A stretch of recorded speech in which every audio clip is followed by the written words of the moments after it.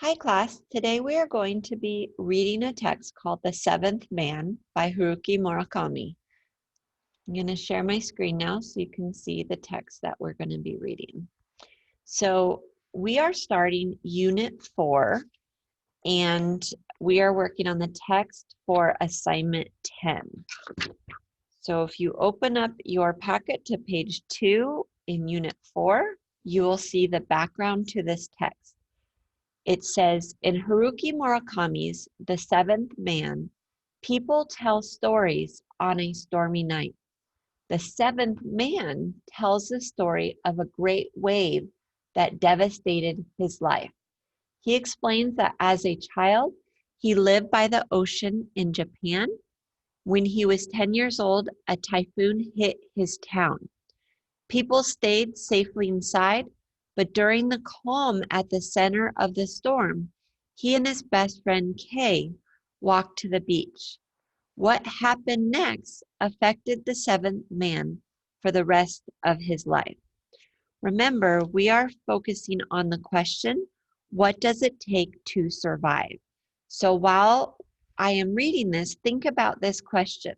What does it take to survive?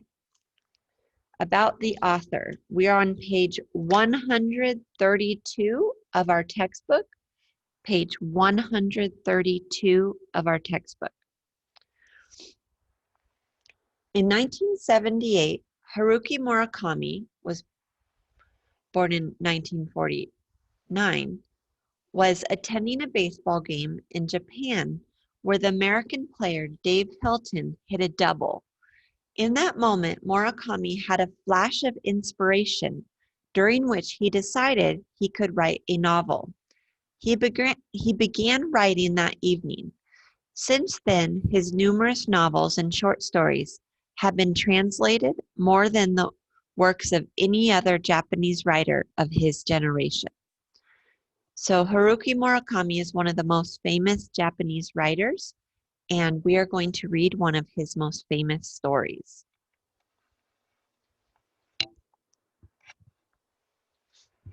While we're reading, we want to take note of these words: desperate, entranced, hallucination, premonition, profound, and meditative. You can pause the recording right now and rank these words. Give a 1 to the word you find most familiar, and give a 6 to the word you find least familiar. And then the rest of the words would be somewhere between 1 and 6. Okay, so on page 133, we're going to read The Seventh Man by Haruki Murakami. Hurricanes that originate in the southwest Pacific Ocean are called typhoons. They can stretch up to 500 miles in diameter and produce high winds, heavy rains, enormous waves, and severe flooding. On average, Japan is hit by 3 severe typhoons each year due to its location and climatic conditions.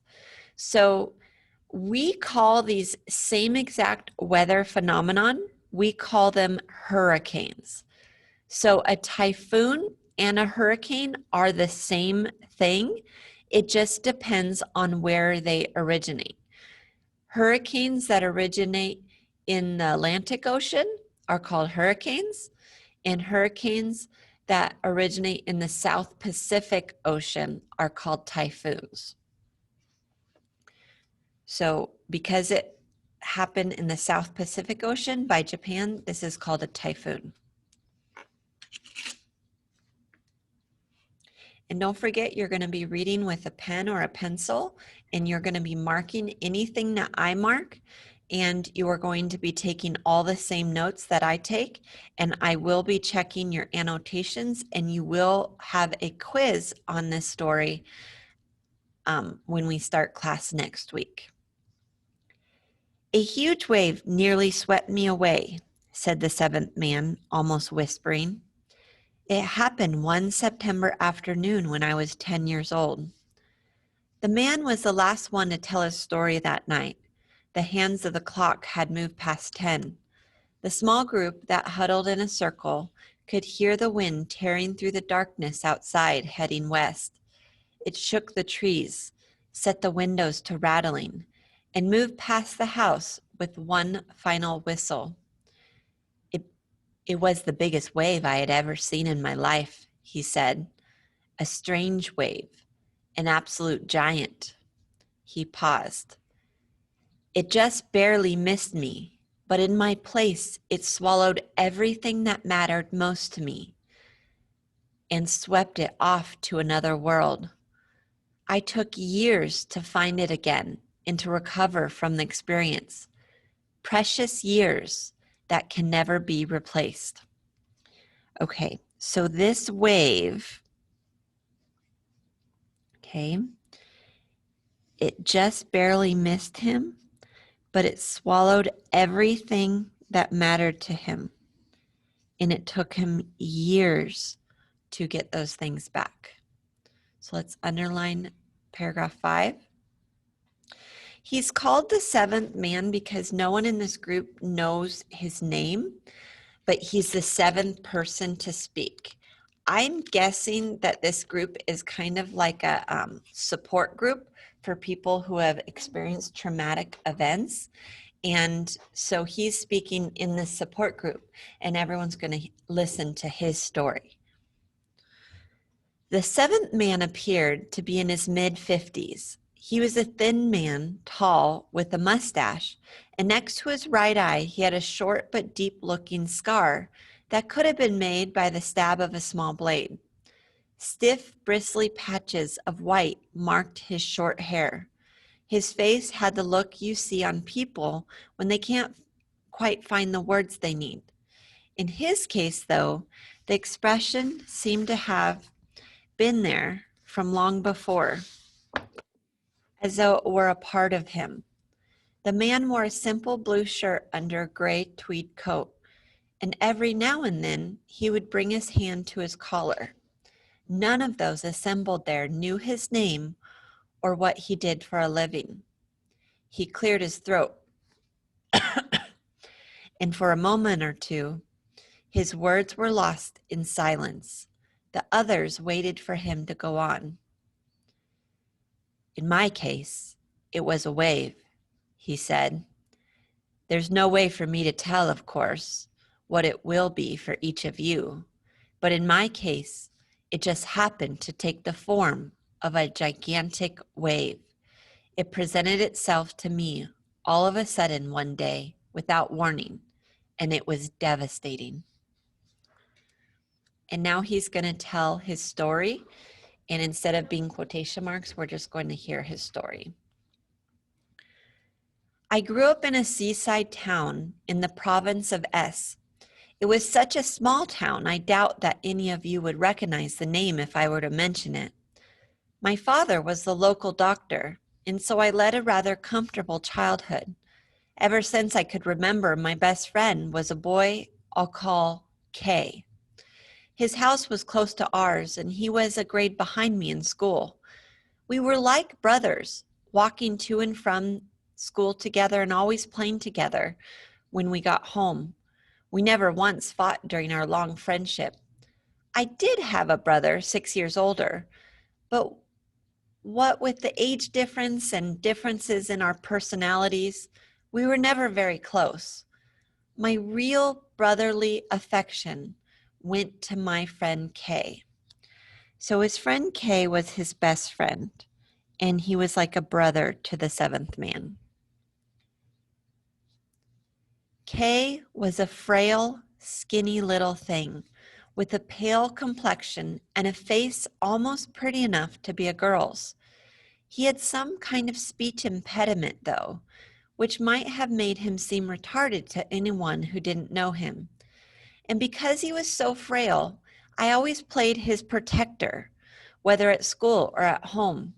I was kind of big and athletic, and the other kids all looked up to me. But the main reason I enjoyed spending time with Kay was that he was such a sweet, pure-hearted boy. He was not the least bit retarded, but because of his impediment, He didn't do too well at school. In most subjects, he could barely keep up. In art class, though, he was great. Just give him a pencil or paints and he would make pictures that were so full of life that even the teacher was amazed. He won prizes and won contest after another, and I'm sure he would have become a famous painter if he had continued with his art into adulthood. He liked to do seascapes. He'd go out to the shore for hours painting.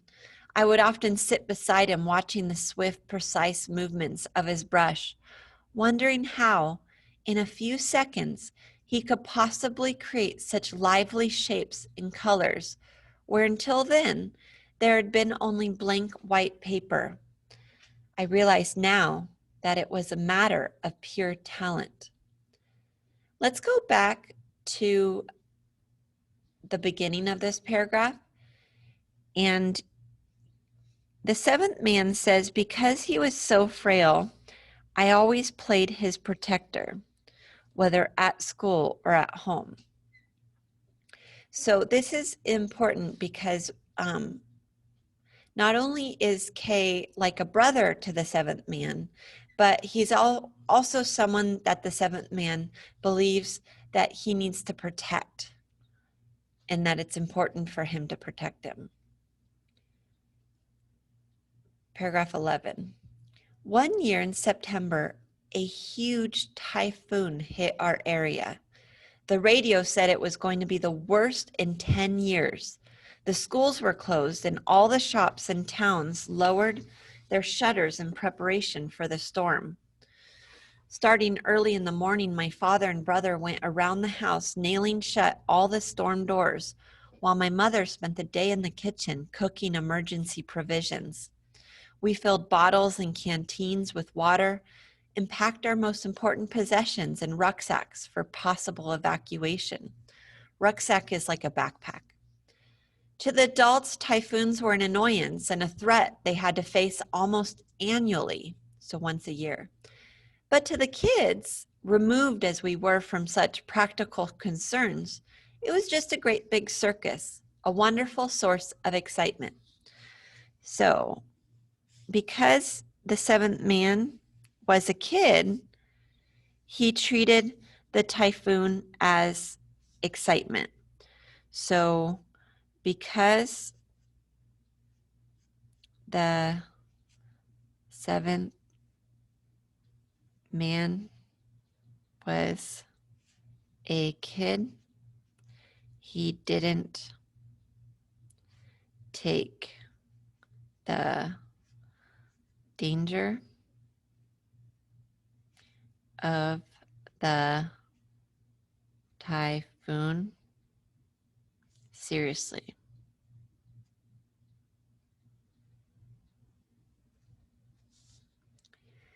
Because, and we should capitalize seventh man. Because the seventh man was a kid, he didn't take the danger of the typhoon seriously. So this is important to know for later. We're in paragraph 12. Just after noon, the color of the sky began to change all of a sudden. There was something strange and unreal about it. I stayed outside on the porch, watching the sky until the wind began to howl and the rain began to beat against the house with a weird dry sound, like handfuls of sand. When we closed the last storm door and gathered together in one room of the darkened house, listening to the radio, this particular storm did not have a great deal of rain, it said, but the winds were doing a lot of damage, blowing roofs off houses and capsizing ships. Capsizing means tipping them over. Many people had been killed or injured by flying debris. Over and over again, they warned people against leaving their homes. Every once in a while, the house would creak and shudder as if a huge hand were shaking it. And sometimes there would be a great crash of some heavy-sounding object against a storm door. My father guessed that these were tiles blowing off the neighbors' houses. For lunch, we ate the rice and omelets my mother had cooked, waiting for the typhoon to blow past. But the typhoon gave no sign of blowing past. The radio said it had lost momentum almost as soon as it came ashore at S Province, and now it was moving northeast at the pace of a slow runner. The wind kept up its savage howling as it tried to uproot everything that stood on land. Perhaps an hour had gone by with the wind at its worst like this, when a hush fell over everything. All of a sudden, it was so quiet we could hear a bird crying in the distance. My father opened the storm door a crack and looked outside. The wind had stopped and the rain had ceased to fall. Thick gray clouds edged across the sky and patches of blue showed here and there. The trees in the yard were still dripping their heavy burden of rainwater. "We're in the eye of the storm," my father told me. It'll stay quiet like this for a while, maybe 15, 20 minutes, kind of like an intermission. Then the wind will come back the way it was before. I asked him if I could go outside. He said I could walk around a little if I didn't go far. "But I want you to come right back here at the first sign of wind." I went out and started to explore. It was hard to believe that a wild storm had been blowing there until a few minutes before.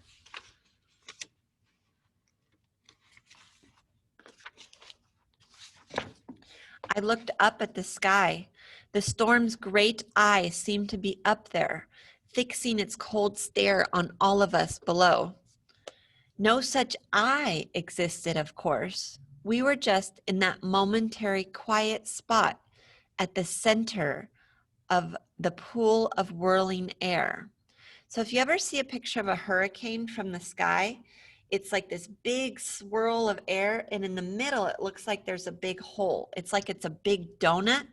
Well, that hole in the middle of the hurricane, that is called the eye of the storm. So the eye of the storm is where there is no wind. You're just in the center. So all the wind is swirling in a big circle. And when there's a huge storm, this eye could be as big as miles. And so while the storm is going past, it's very calm when you're in the eye of that storm, when you're in the big donut hole of the storm. While the grown-ups checked for damage to the house, I went down to the beach. The road was littered with broken tree branches, some of them thick pine boughs that would have been too heavy for an adult to lift alone.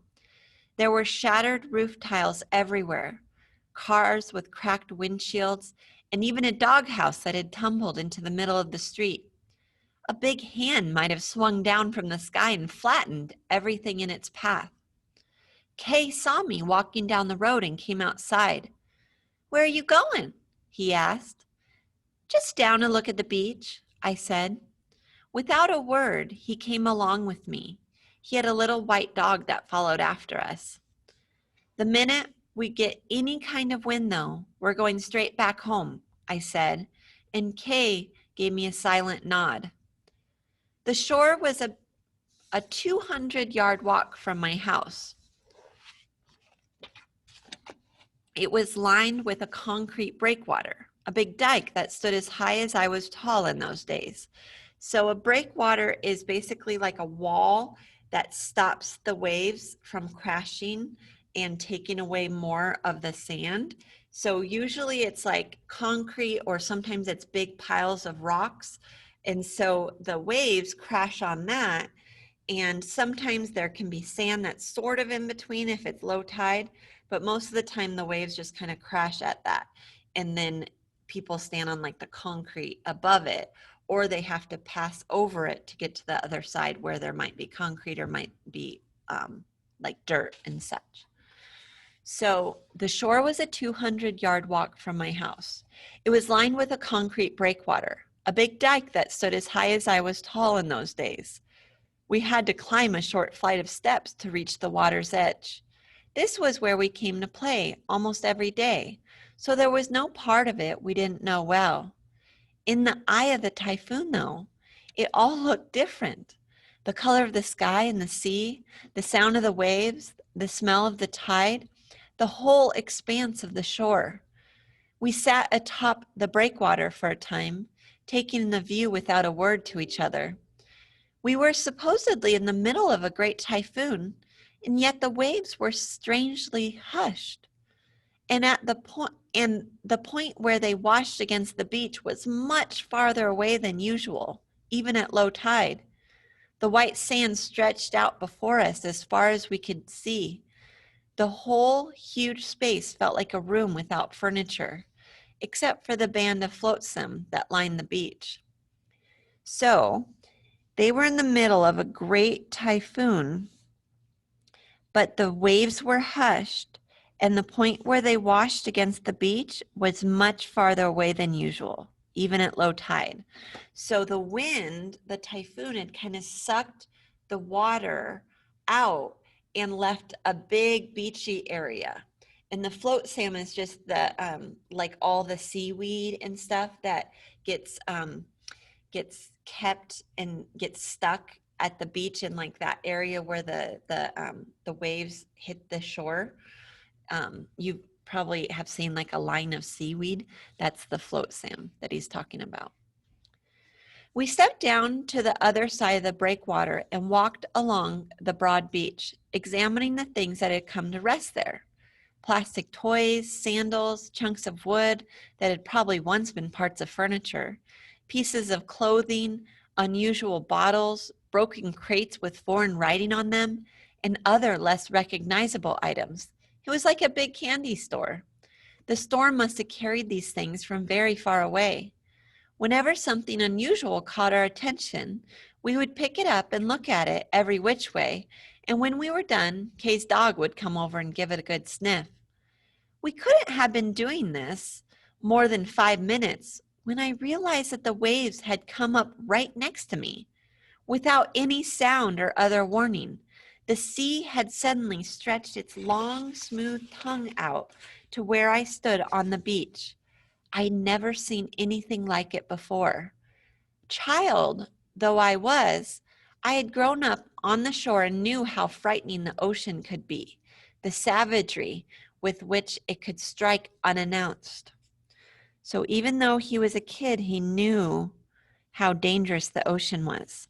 This is going to be kind of like a foreshadowing to something that comes. So they're walking on this beach and they're just walking up by the breakwater and they're collecting different things. And the shore, the water is way back here. And they're collecting things on the beach and just looking at it and they're not paying attention to the water.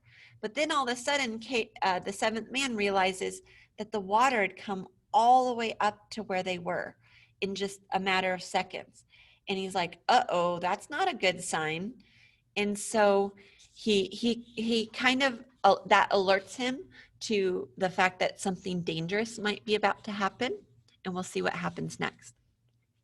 Paragraph 27. And so I had taken care to keep well back from the waterline. In spite of that, the waves had slid up to within inches of where I stood. And then, just as soundlessly, the water drew back and stayed back. The waves that had approached me were as unthreatening as waves can be, a gentle washing of the sandy beach, but something ominous about them, something like the touch of a reptile's skin, had sent a chill down my spine. My fear was totally groundless and totally real. I knew instinctively that they were alive. The waves were alive. They knew I was here and they were planning to grab me. I felt as if some huge man-eating beast were lying somewhere on a grassy plain, dreaming of the moment it would pounce and tear me to pieces with its sharp teeth. I had to run away. Okay, so let's go back through there and see some of these clues. So even though it looked unthreatening, he realized that there was something ominous about them. It sent a chill down his spine. So you guys have heard of like, listen to your intuition. So the seventh man's intuition was telling him like, danger, danger, danger, something bad is about to happen. And he said, instinctively, So this is like that voice in the back of your head that says something bad is going to happen. His instincts told him that he had to run. He felt like the waves were some man-eating beast about to tear him to pieces. So his heart probably started pounding and he's like, I gotta get out of here. And he realizes he has to run. I'm getting out of here, I yelled to Kay. He was maybe 10 yards down the beach, squatting with his back to me and looking at something. I was sure I had yelled loud enough, but my voice did not seem to have reached him. He might have been so absorbed in whatever he had found that my call made no impression on him. Kay was like that. He would get involved with things to the point of forgetting everything else. Or possibly I had not yelled as loudly as I had thought. I do recall that my voice sounded strange to me, as though it belonged to someone else. Then I heard a deep rumbling sound. It seemed to shake the earth. Actually, before I heard the rumble, I heard another sound, a weird gurgling, as though a lot of water was surging up through a hole in the ground. It continued for a while, then stopped. After which I heard the strange rumbling. Even that was not enough to make Kay look up. He was still squatting, looking down at something at his feet, in deep concentration. He probably did not hear the rumbling. How he could have missed such an earth-shaking sound, I don't know. This may seem odd, but it might have been a sound that only I could hear, some kind of special kind of sound. Not even Kay's dog seemed to notice it, and you know how sensitive dogs are to sound. I told myself to run over to Kay, grab hold of him, get out of there. It was the only thing to do. I knew that the wave was coming and Kay didn't know. As clear as I knew what I ought to be doing, I found myself running the other way, running full speed towards the dike, alone. What made me do this, I'm sure, was fear. A fear so overpowering it took my voice away and set my legs to running on their own. I ran stumbling along the soft sand beach to the breakwater, where I turned and shouted to Kay, "Hurry, Kay, get out of there! The wave is coming!" This time my voice worked fine. The rumbling had stopped, I realized, and now finally Kay heard my shouting and looked up. But it was too late. A wave like a huge snake with its head held high, poised to strike, was racing towards the shore. I had never seen anything like it in my life. It had to be as tall as a 3-story building. Soundlessly, in my memory at least, the image is soundless, it rose up behind Kay to block out the sky. Kay looked at me for a few seconds, uncomprehending. Then, as if sensing something, he turned towards the wave. He tried to run, but now there was no time to run. In the next instant, the wave had swallowed him. Okay, so let's go back up here to where the seventh man said, "As clearly as I knew what I ought to be doing, I found myself running the other way, running full speed towards the dike alone." So the question is, why do you think he didn't go back to help Kay? Why do you think he just ran away from the wave without helping Kay? Then he saw the wave come up and strike Kay and swallow him. He tried to run, but now there was no time to run. In the next instant, the wave had swallowed him.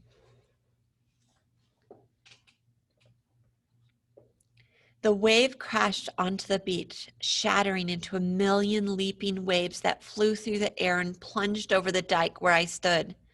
I was able to dodge its impact by ducking behind the breakwater. The spray wet my clothes, nothing more. I scrambled back onto the wall and scanned the shore. By then, the wave had turned, and in a wild cry, it was rushing back out to sea. It looked like part of a gigantic rug that had been yanked by someone at the other end of the earth. Now, nowhere on the shore could I find any trace of Kay or his dog. There was only the empty beach.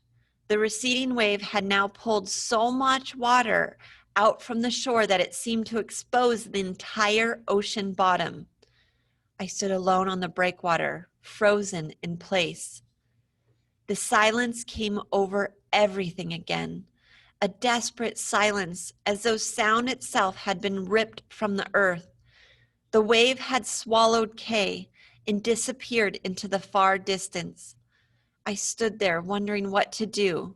Should I go down to the beach? Kay might be down there somewhere, buried in the sand. But I decided not to leave the dike. I knew it from experience that big waves often came in 2s and 3s. I'm not sure how much time went by, maybe 10 or 20 seconds of eerie emptiness, when, just as I had guessed, the next wave came. Another gigantic roar shook the beach, and again, after the sound faded, another huge wave raised its head to strike. It towered before me, blocking out the sky like a deadly cliff. This time, though, I didn't run. I stood rooted to the seawall, in trance, waiting for it to attack.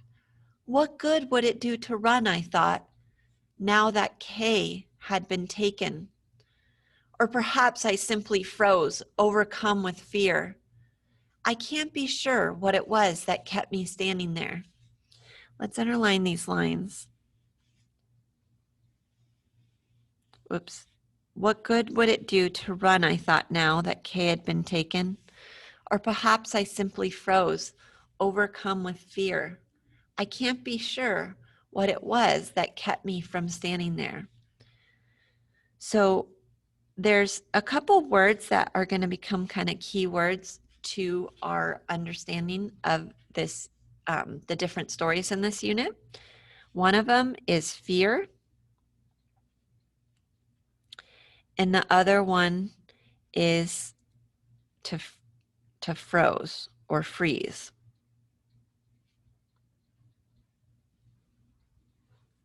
So when you are afraid, when you're in a survival situation and you're afraid, oftentimes your first instinct is to freeze, is to not move. And oftentimes fear leads you to do things that you wouldn't normally do. Sometimes it's heroic deeds and sometimes it's not.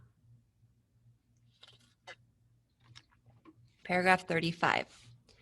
The second wave was just as big as the first, maybe even bigger. From far above my head, it began to fall, losing its shape, like a brick wall slowly crumbling. It was so huge that it no longer looked like a real wave. It was like something from another far-off world that just happened to assume the shape of a wave. I readied myself for the moment the darkness would take me. I didn't even close my eyes. I remember hearing my heart pound with incredible clarity. The moment the wave came before me, however, it stopped. All at once, it seemed to run out of energy and lose its forward motion and simply hover there in space, crumbling in stillness.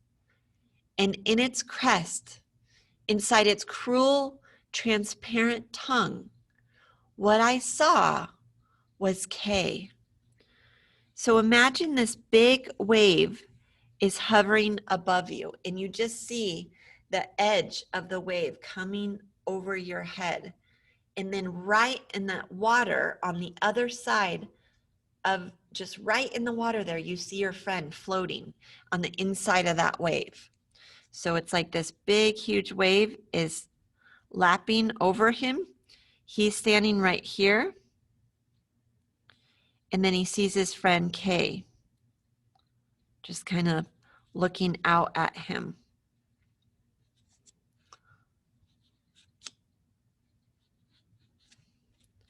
Some of you may find this impossible to believe, and if so, I don't blame you. I myself have trouble accepting it even now. I can't explain what I saw any better than you can, but I know it was no illusion, no hallucination. I am telling you as honestly as I can what happened at that moment, what really happened. In the tip of the wave, as if enclosed by some kind of transparent capsule, floated Kay's body, reclining on its side. But that is not all. Kay was looking straight at me, smiling. There, right in front of me, so close that I could have reached out and touched him, was my friend Kay, who only moments before had been swallowed by the wave. And he was smiling at me, not with an ordinary smile.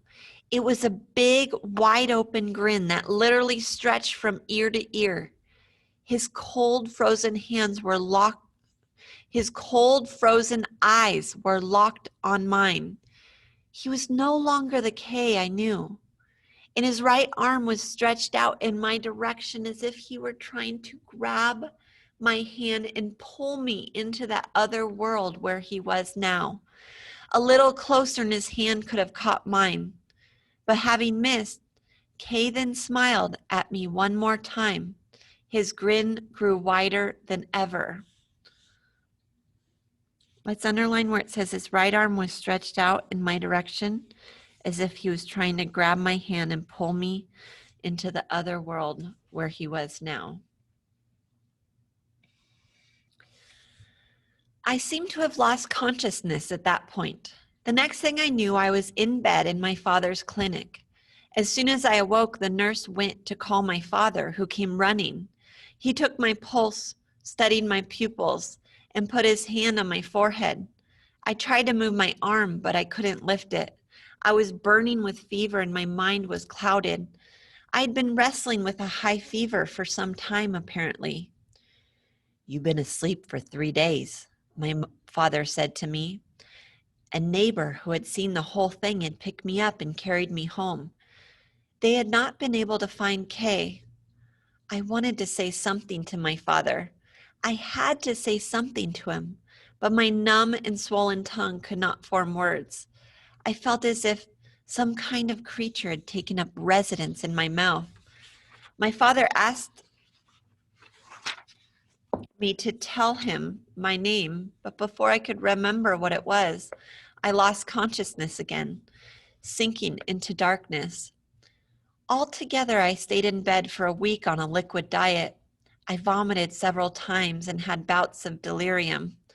My father told me afterward that I was so bad that he had been afraid I might suffer permanent neurological damage from the shock and high fever. One way or another, though, I managed to recover, physically at least, but my life would never be the same. Okay, let's underline this, and let's squiggly underline it because it's pretty important. The last sentence in paragraph 39. One way or another, though, I managed to recover, physically at least, but my life would never be the same again. So let's write on the side, he survived physically, but not emotionally.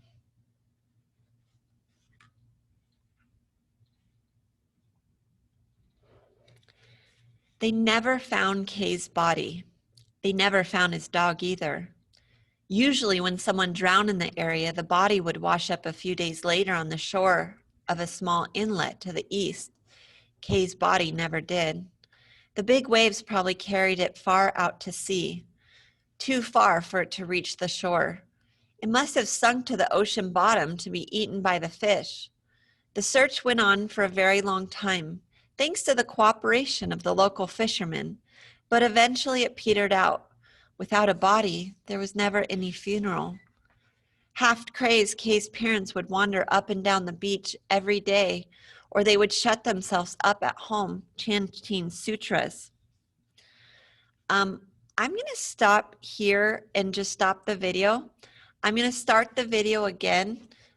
So we'll have a part 2 of the video. So make sure you watch part 2. But I realize this is going to end up being a really long video if I don't stop it. So don't forget to start part 2.